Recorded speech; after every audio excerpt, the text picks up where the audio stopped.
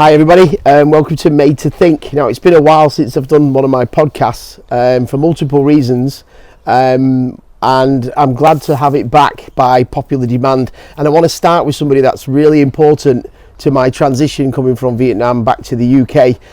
It's my new boss, a very old friend of mine from school, an absolute gentleman who's been a real inspiration for me to get back on my feet and start a new life in the UK at 46. So I would like to introduce you to David Tildsley, who runs a Bespoke Outdoor Living company, which do unbelievable landscaping and pretty much anything to do with construction with a unique touch. And he's invited me to be part of the team. So what better way to get this podcast back on its feet again by welcoming my new idol. Please just give us a brief introduction about yourself. Hi, I'm Dave Tildsley. I was born in 1978. Probably, I'd like to say I don't look my age. But yeah, originally was born in South Africa and came over to the UK in 85, I believe. What was your first thing that caught your attention as a kid? I was always one of these kids, which was always getting my hands dirty, always playing in mud, trying to be constructive as a kid. Right. Playing army and all. Do you know what? And I always say to my kids these days, why are you on your computer or whatever? They don't play like they used to. Yeah, we were very creative as children. We had the same age group, and you was 1 year above me at school. That's how we know each other. Yeah. We were just talking the other day about the things that we used to do in playgrounds with nothing. Just your imagination. Yeah, exactly. We'd have hours of fun, wouldn't we? Yeah. What made you so driven to succeed and perform at a high level in life? Because I've been working with you now for quite a while, and I've seen your attention to detail and the care that you put into your work. What's caused that? I'm gonna elaborate on something here. My wife always said that if I was the one to go first, she'd have put on my grave, "This guy was never happy." That is what she said. And I went, why though? It's not that I'm never happy. I'm more than content with everything that I've got and happy and got nothing but gratitude for everything that I've got and everything I've achieved. Right. But it's because for me, if you've got a goal in life and you've got to that goal, where do you stop? Do you know what I mean? Yeah. So it's not that I'm not happy with what I've got. It's just that I always want to do better with myself. Somebody said that to me. I wanted to find a way to summarise the top part of your CV, and I didn't know what to put about myself. And he said, you should write, "I want to excel in everything I undertake." And I think that's what you do. Yeah, you absolutely. Keep wanting to excel. Yeah. And I just want to point out that my transition coming back from Vietnam has been very, very weird, but you've made it so easy and positive. And any time I've said to you something a little bit negative, you've always said, "Come on, let's get into the positive mindset." And I think that shines through the work that you do. It's always very positive, and the customers feel that as well, which is brilliant.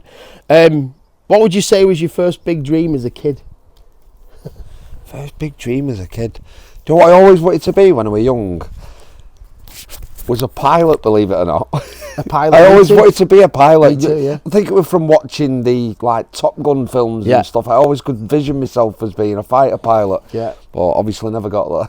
I actually applied after school in the RAF, but they're asking me questions that you probably know now because you're a builder and you've done a lot of construction. And it was like, how the hell am I supposed to know that at 17? Yeah. Which is bad for education, because they don't teach you anything at school that you need later in life. That's practical skills. I've probably learnt more working with you in 4 months than I've ever learnt at school. Can you remember the first thing that you built? First thing that I built? Well, the first thing that I can actually remember building, I don't know whether you'd class it as an actual build, was when I was a kid. My mum gave me a little patch in bottom of back garden where I could make my own little army field. Yeah, me too. So what I did is I got these little action men. I bought the little trucks, and I actually made like my own little base camp in my back garden. Yeah. It was brilliant, loved it. And then 10 years later you'd end up finding a load of army figures in the bottom garden when you did, What would you say you was good and bad at when you attended school? I was one of them, and I've always maintained it throughout my life. I've always been a class clown, me. So I was always, it's not that I was thick in school, it's just that I lacked, it'd take a lot for me to be interested in something. Yeah. Do you know what I mean?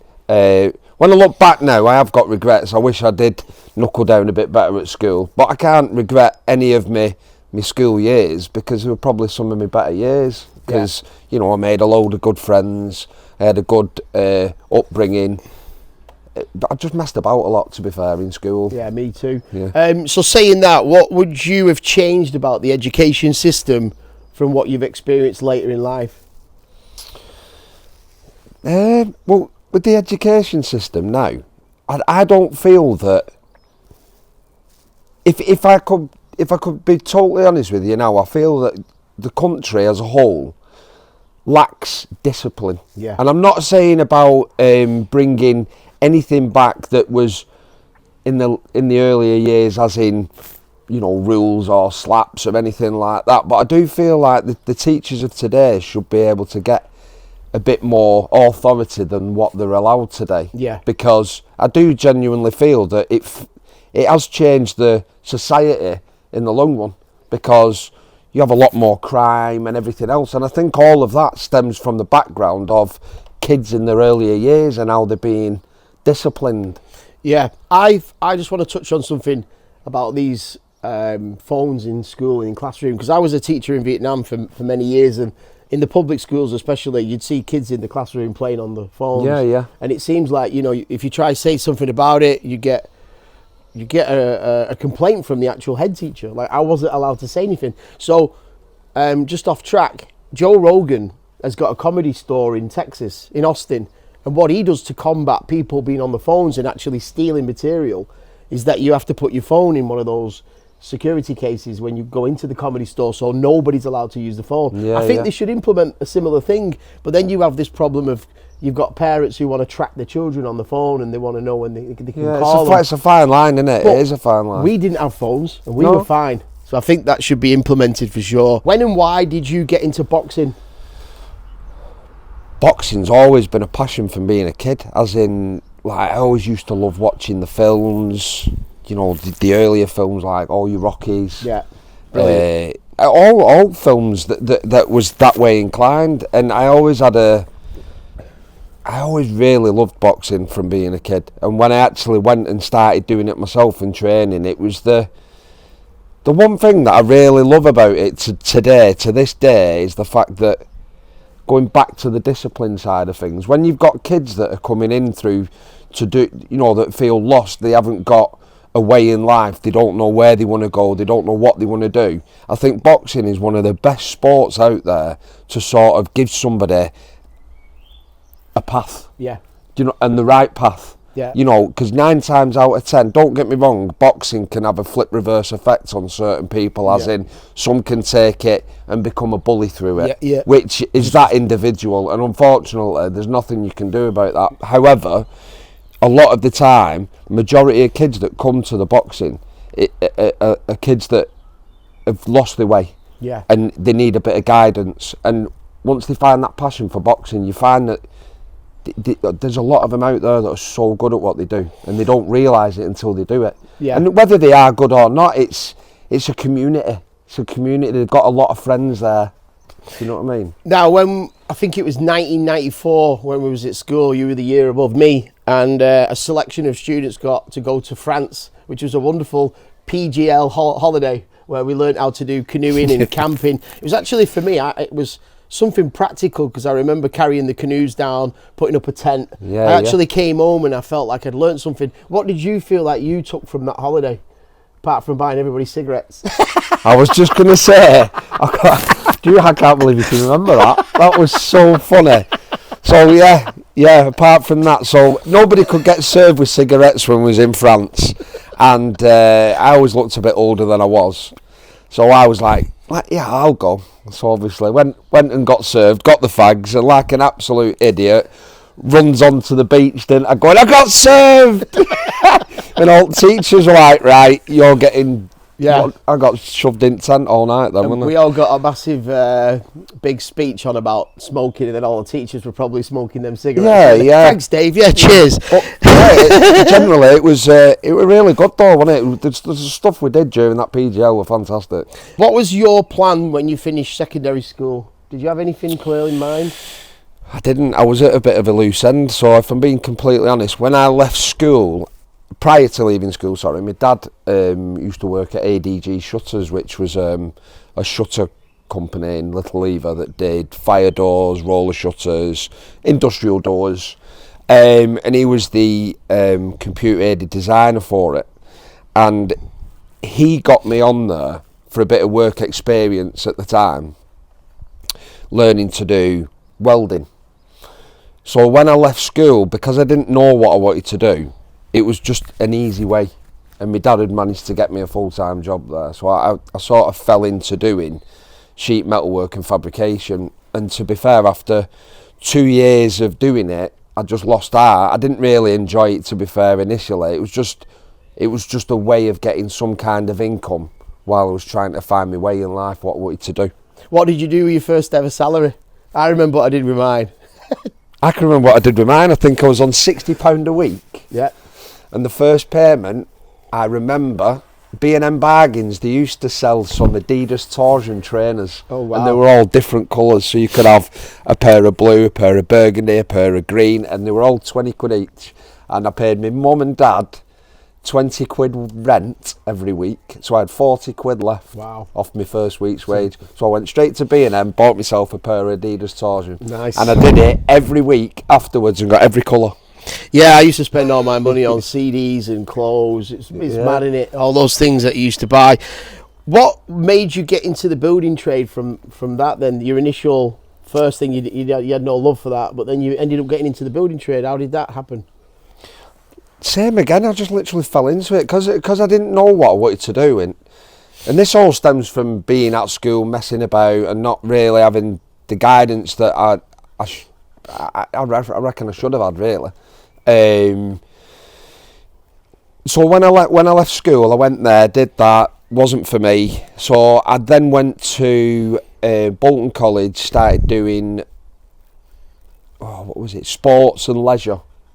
Studied sports and leisure, but at the time a lot of my mates were going out at weekends. I didn't have any money because I was doing higher education, and one of my mates just said to me one day, "Oh, I've got a guy here who needs a labourer for plastering. I'm going working for him, but if you fancy it." So I was like, "I'll give it a go, like, it's a bit of cash." I didn't have no money then, so I was like, yeah, definitely. So I had a week off college and I did some work with this lad, Mick Hayes, if anybody knows him. I owe him a lot. Obviously that's where I've got where I am today, through his belief in me, really. So he gave me a go, did a week for him, and he said to me at the end of it, "Listen, if you ever drop out of college and you want a full-time job, you prove yourself to me, mate, there'll be a full-time job here for you." That's good. And that was it. That's how I fell into it, really. I'd like to just remember that, what you said there about believing in somebody, and we'll pick that up later. What do you think has been the hardest skill to learn? Because you are multiple skilled in your building trade, where so many companies, the lads only do one specific job, like plasterer or joiner, but you guys, your whole team, anything, you can do anything. It's crazy. What would you say was the hardest to learn, to master? I mean, joinery, to be fair, if you've not got joinery background, because it covers quite a wide range, as in, from roof truss designs to general joinery, like putting doors, architraves, things in like that, that can be quite complex the more detailed you get with it. But the hardest thing, I mean, to be fair, obviously, it'd be hard to say. It really would be hard to say, because there's that many different trades that we have covered.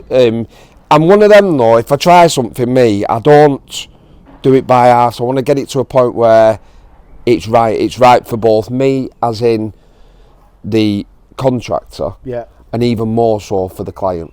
How important would you say, this is a tough question, but you have all these amazing resources now on YouTube where you can pretty much learn something by watching a 3-hour video. But how would you compare that and going to university? Like, see, a lot of people, this is a good debate, this, because a lot of people will probably say, if I was going to be sat in an interview room and I was interviewing potential employees, my as a company, I would rather take somebody on that's got actual physical background and have got portfolios of work that they've done, and they've actually done hands-on, as opposed to a qualification on a piece of paper that says, yeah, I'm qualified to do that. 100%. Experience is key for me. Yeah. When and why did you become self-employed? Because Unique now, you've had it, what, 5-6 years already? Yeah, 2019 we established them. So when and why, and just tell us about the initial getting set up, because it wasn't easy for you, was it? It's not like you had a stack of money to get ready.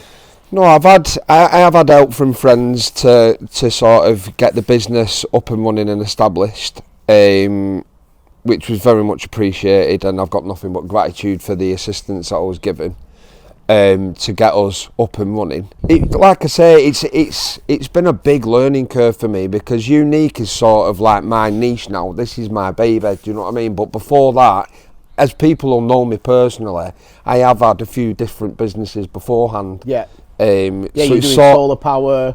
Yeah, I had EcoSave Solar, which was a solar business. I went in and did all the MCS accreditation for that, and I've had multiple businesses through the years to sort of get me where I am. And for me, they've all been stepping stones to get me to where I want to be. Yeah. And I always said from the day that I had my kids involved in my business, it would be the day that I make that business work. Yeah. So all the other little businesses before have just literally been, like I say, stepping stones to get me to my baby. Yeah. And then once that's there, it's my kids that are giving me the drive to get where I am. What would you say are the pros and cons about being self-employed? Holidays. You go on holiday, you don't get no money, do you? Right. So I mean, that's the biggest thing, isn't it? I mean, there's pros and cons along the board, isn't there, with being self-employed? What's been your proudest moment being in the building trade so far? I would honestly say most of our work's a lot of domestic, and we do some fantastic jobs, and I'm sure a lot of our clients will agree. But I think my biggest thing for me was when we did Little Eva Sports Club. Yeah. We built their clubhouse. Yeah. And that to me was probably my first honourable piece of work, because it was opened by the Mayor of Bolton. It was for the community in which I live. Yeah. So it's knowing that, I always said to my wife, I'd love to leave a bit of a legacy, me. Yeah. And cool. I know maybe people will never know me like that, but for me that's my bit of legacy, because at the end of the day my grandkids are going to go there, their grandkids are going to go there, and I know when my time comes that there's always going to be something there that was put there for the community by us. We grew up playing around there as kids. We've seen that place transform, but it never really had the justice it deserved. It was always a bit of a dump. What else did you build there? Not just the sports club. Can we talk about the latest update on the pitch? Well, recently we got approached to do because they were so happy with the clubhouse that we'd built. A friend of mine, Paul, he asked me if we could do a 3G pitch for the club. Now, we don't really have a lot of background in that area, but if I get put a task, I'll take it. I want to take it on, especially when it's something that's I'm so passionate about and where we live. Yeah. So it wasn't. Don't get me wrong. It's. I mean, everyone that was involved in that project will understand and know that the project for us wasn't an easy project. We had a lot of things to overcome, especially with the councils. The councils made things really hard for us, dragged their feet like they do. Yeah. But however, the final piece of work is that they're all on there playing football every day of the week now. Are you able to give a credit to the one of the funders of that, who recently passed away, or? Yeah, George. I had the honour of meeting him, an absolute gentleman, a really nice guy. He still owns Gal Foundation, and for me, without his help, Little Eva Sports Club wouldn't be where it is today. So the 3G pitch, which is outstanding, we just got some positive news about that, didn't we? Are you allowed to mention that yet? I'd say so, yeah, definitely. Obviously, we was waiting to get the approval from the FA to have it as affiliated as an FA-approved football pitch, which to us is a massive achievement considering we're not specialists in that area. So yeah, we got given full FAA approval with FIFA performance. However, we only got shortfalled on the FIFA approval on it based on the dimension of the pitch. It was literally just short in length to get the FIFA approval, but we've got FIFA performance right, on a that's FA amazing. pitch. So what's been the most complicated project aside from the football pitch, would you say? Day in, day out, we get obviously people with a lot of vision that want projects doing, but they don't know whether they're achievable. So we have a lot of potential clients that will say, you know, we've seen this on an image, can you replicate it, or can you build this, can you do this? We're currently doing a project over in Blackburn where the client's having a bespoke fire pit with a big water feature around it, waterfalls, an outdoor kitchen area. It's going to look absolutely fantastic when it's done, but it's quite a complex job, to be fair, because there's little things like attention to detail with all the outdoor lighting that's involved and the wiring systems of everything. So the complexity is it? Is quite high on that because there's a lot of little things that are involved. If you weren't a builder, what would you be? It's a bit like that question when they asked Peter Crouch, if you weren't a footballer, what would you be? And he says a virgin. I'd probably have more of a social life if I weren't a builder. Right. Well, in fact, I would have more of a social life, but like, I'd probably be a pilot. I'd probably do my dream, you know. No, I wouldn't. One of the reasons that we got back in touch again while I was in Vietnam, I saw a YouTube channel that you'd set up, which was really, really cool. It was done by a videographer called Sam. Credit to Sam. And it looked like it deserved to have its place on Discovery Channel because it was really high quality. What was the motivation? Because I know you're so busy already.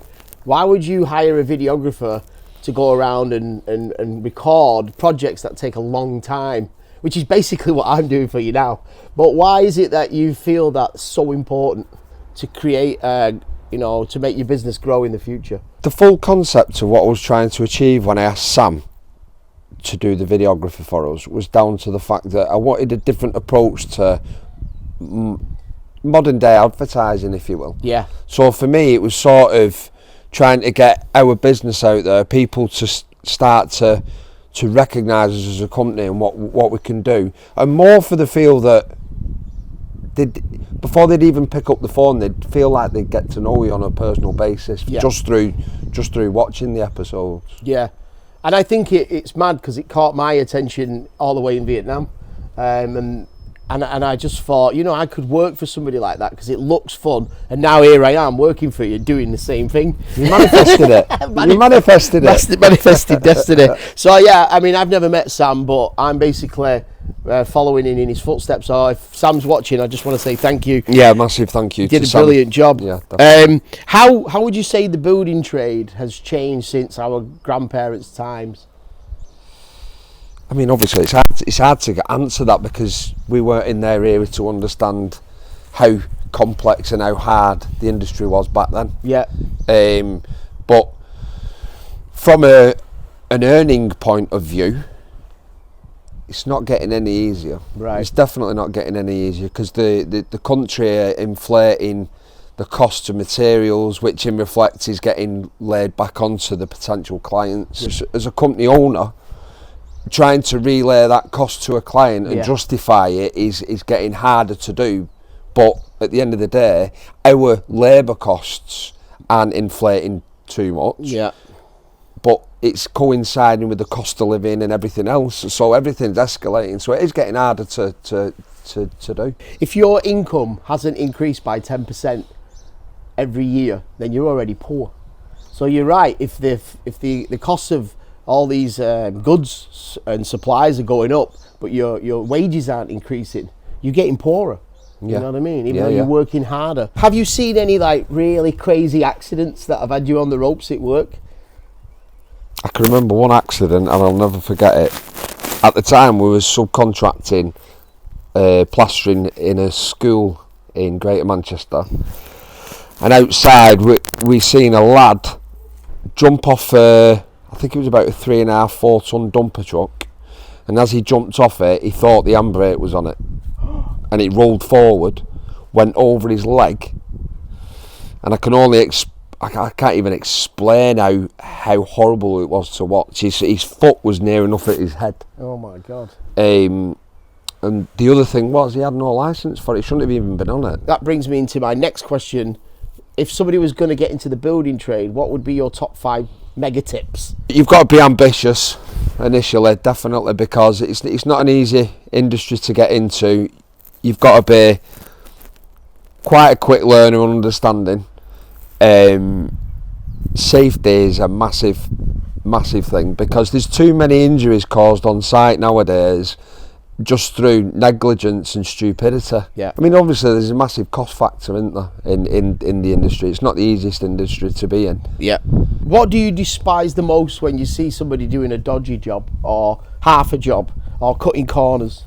Because I know you really hate that. Even, I just want to point out, I was watching everybody load some stuff into a skip the other day, and I was helping out. I'm the videographer, but I was putting stuff in the skip, and I got a bit of a scolding because I wasn't putting things in the skip correctly to utilise the space. That's the way Dave is. I mean, you know, But that's going back to cost aspect, isn't it? You know, if you don't stack it right, it's going to cost you for another skip. Right, there you go. Yeah. There's your first tip. No, but I mean, you know, when you see your boys cutting corners, not owning up to things, that I know that gets under your skin. But how can you? They don't tend to do it that much, to be fair, because they know what I'm like. Yeah. The thing for me is, it's the end user. Yeah, exactly. So I'm very passionate about what we do, and I do believe that every job we do, I treat as though I'm doing it on my own house, for the simple fact that I want to be able to walk away from that knowing full well that we've done everything we can to the best of our abilities. That's awesome. If you could move to another country, because we talked about this quite a lot, where would you go and why? Because you know, one thing about England, it's the weather, especially being in the building trade. Sometimes you guys are out in the freezing cold. It's brutal. That's the biggest thing, I'll be honest. Yeah. It's the weather, mate. It really is. But there's pros and cons wherever you go, isn't there? You know, me and my lads will complain about the winter months, we'll complain about the rain, but you could go over to the likes of Australia, Dubai, you know, places where we've got sunshine all year round. But you can guarantee, us being British, should be going, it's too hot here. Yeah. Can't work in there. So there's always pros and cons. I don't feel that no matter where you'd go, you'd be any better off. Saying that, obviously financially you would, because you won't be getting slammed with all taxes and everything that you do in the UK. How do you tend to wind down after a hard day's graft? Because I've seen you sometimes getting home at 10 and you're out the door at 7 in the morning. It's like you never stop. But how do you get time to wind down? It's hard, to be fair. I'm one of them though, when I get in through the door, no matter what time it is, I can't just switch off. I need a good hour or so to try and wind down, because if I go to bed literally from getting in the door, showered and go straight to bed, I won't sleep, only because I'm always thinking about projects we've got on, projects we've got coming up, invoicing, quotation. There's so much that runs through my head, so I tend to like to find an episode, seasons of different, you know, things that I'm interested in, and watch them. What are the key things that you tell yourself every day, like a mantra, to stay focused and positive? Just be the best version of myself. That's awesome. You look like the kind of person who's never going to retire. So, what's the next ambition for you? My biggest dream, and the way I'm trying to work towards, is you've got your centre parks. You've got, I don't know whether many people will know about it, but I can guarantee there's people that have been there, and I'm looking so forward to going myself in the next month to the Secret Garden in Skelmersdale. The guy that's developed that was backed by Dragon's Den. Oh, right. Good. Yeah, and the facilities that he's got, I've not actually been there, but just through experience of looking at what he's got and what we're going to be seeing, is pretty much like for like on how I'd envision what I'd want. but with my own stamp on. So you're talking about a unique village is your idea, right? Exactly that. Yeah. Yeah, and it will be fully sustainable, free energy, self-sustainable village. Yeah. Yeah. Can I live there? I know. Yeah, I think we all need to live there. But it's going to have. My ambition is to create something like that people can holiday in. That's going to have wellness facilities where there'll be belief coding, Pilates, yoga, just general things that are going to bring out all the positives in anybody that's got a negative vibe. Yeah.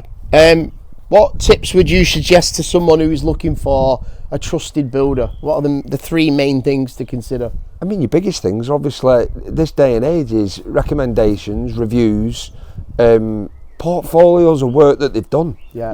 Proof of things that they've completed, and going back to reviews. Yeah. What the clients come back at. How important is it to have such a flexible team like the ones you've got? I think you should give a shout out to the team, especially big up to Jack, Kieran, Chris, Bobby, Liam, and your son Rio. Fantastic team. You've left my son to laugh. No. All right. Big up to Rio, Jack, Liam, Kieran, and Bobby. I think they are an absolute diamond team. I mean, you wouldn't be able to do what you're doing without them, would you? Unbelievable. I can honestly say, Adam, I've been through thick and thin with them lads, and I've got nothing but gratitude for every single one of them, because we wouldn't be where we are as a company without the input that they've put in, and honestly, I can't thank any of them enough. Yeah. Now, just to wrap this up, we've got to talk about the reason that I'm here, but you mentioned something before the interview about that person who believed in you at the beginning, and without him you wouldn't be where you are now. And when I first came back to England, I wasn't doing videography, I wasn't doing anything to do with graphic design. I didn't have the equipment that I needed to be able to do high standard quality of this kind of work. And you came along, offered me a job on the tools.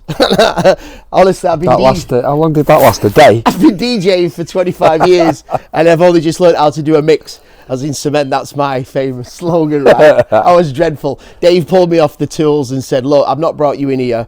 I want you to help me with my marketing.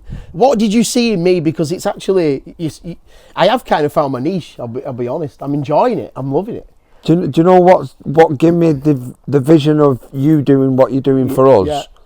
Is your podcast. It's a podcast, yeah. It Which sadly I've had to put on a back burner, and it's I just want to give a shout out to Kestis, because Kestis from Vietnam, how you doing, brother? And Carmen as well. You've all been nudging me saying, why are you not doing the podcast anymore? Even though it wasn't massively big follower, but the momentum was getting there, and I didn't want to stop doing that. But to be honest, because you've helped me, I've really wanted to invest all my time into that. So it's actually refreshing to come back and do this, and I would like to start it up again. So thank you, Dave, for that. And I'm sure all your customers who have experienced the unique quality of craftsmanship will all agree that you're an outstanding gentleman and fantastic at what you do, and we all appreciate it very much. So thank you, everybody, for listening. Thank you. And get ready for some exciting things with me and this lad here. I'll see you later. Cheers.